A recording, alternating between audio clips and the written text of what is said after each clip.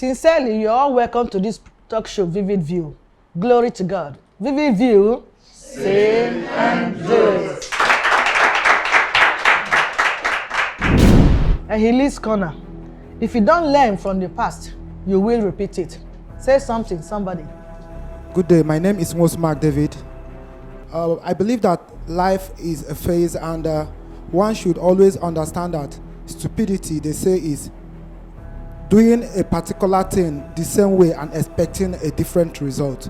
So if one must improve, if one must move on, that particular person must understand to try other means and ways of doing things to achieve better results. Thank you. I'm Ovian Joy. Experience, they say, is the greatest teacher. If you don't learn from your mistake, you repeat it. My name is Moses Nwosu. Life is a class. For every situation and problem you face, you learn to get better from them and graduate. But if you fail to graduate, then you repeat the class. Thank you. Thank you so much for your contributions. I'm really very, very impressed.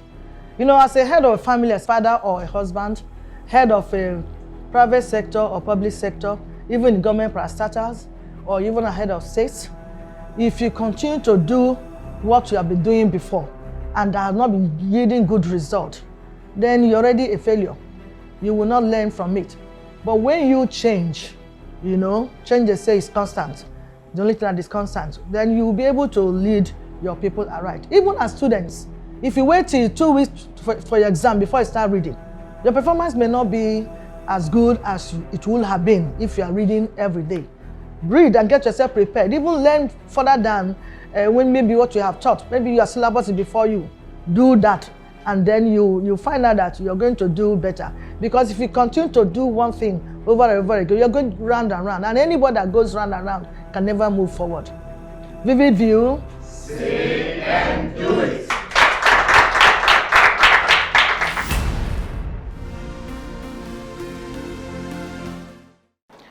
Honestly, in this our country, Nigeria, we are repeating our mistakes over and over again because we failed to learn from the past.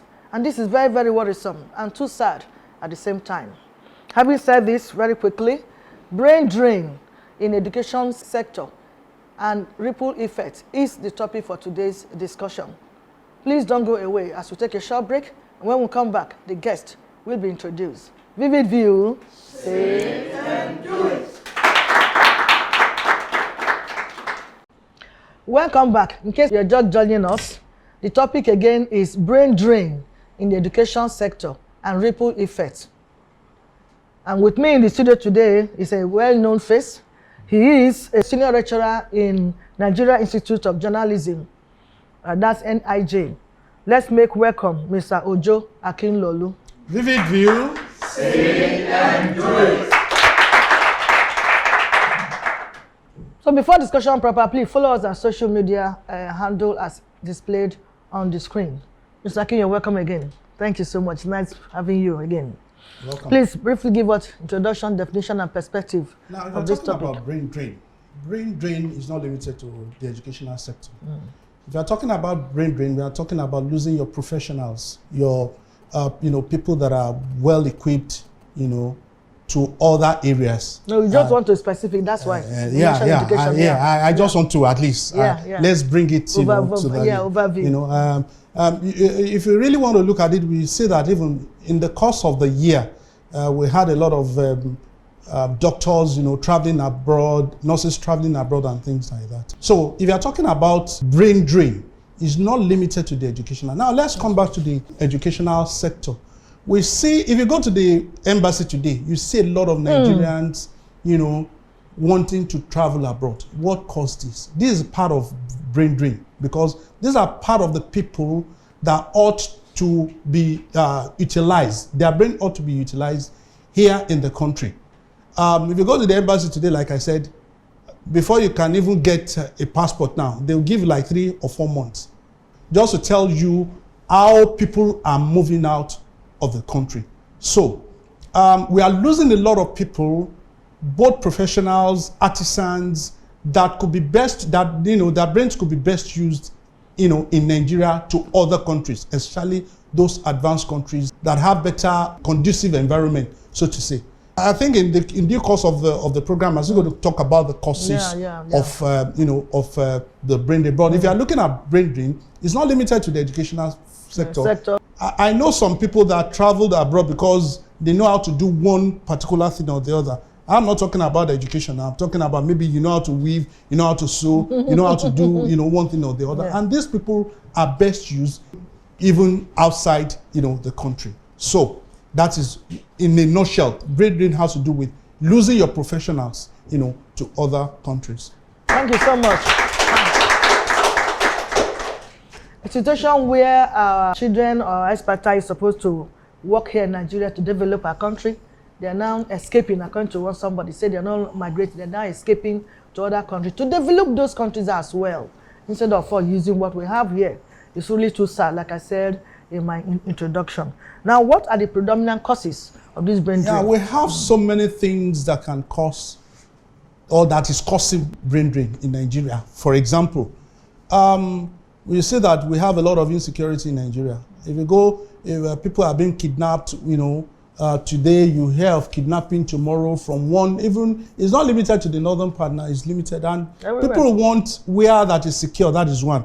Then when we look at our employment rate in Nigeria, a lot of people, I don't know when last massive employment has taken place in Nigeria. We see a lot of people, that has, the brain, that are qualified, are being wasting away. You see a lot of graduates driving Okada. You see a lot of graduates driving Uber, driving, the environment is not conducive for them.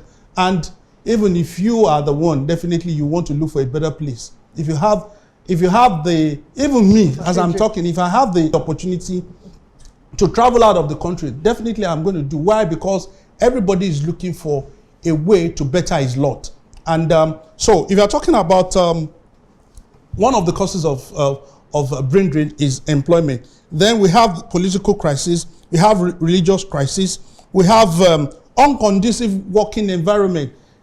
ASUU have been on strike since February this year, February 14th to be precise. I was reading a couple of minutes ago, one of the posts of Aisha Zainab on how one of their in-laws just bagged a degree in the UK. I don't think this is a good one for us. Talking about, the fate of the little children. When you have people, you are well-to-do. We have some people that do not have such opportunities. And we still have a lot of them like that are well-to-do. If I have a child and I can send her abroad or send him abroad, definitely I'll do that in this crisis. Like Madam said the other time, if you don't learn from your mistake, then you repeat it again. This thing has been on for quite some time. We are talking about crisis in the educational sector. I could remember when I was in the university, that was like between 1989 and 1994. I could remember that at least I suffered a 4-month, strike. I suffered another 2-month strike. That's like a session gone. Because we are talking about a session that's like 6 months. If people have the opportunity, definitely we're going to lose all these heads, all these good heads, to a better country that will be able to appreciate them and be able to give them, a better opportunity.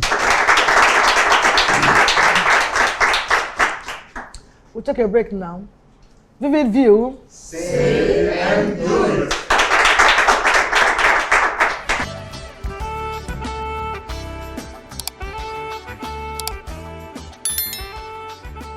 This is Vivid View.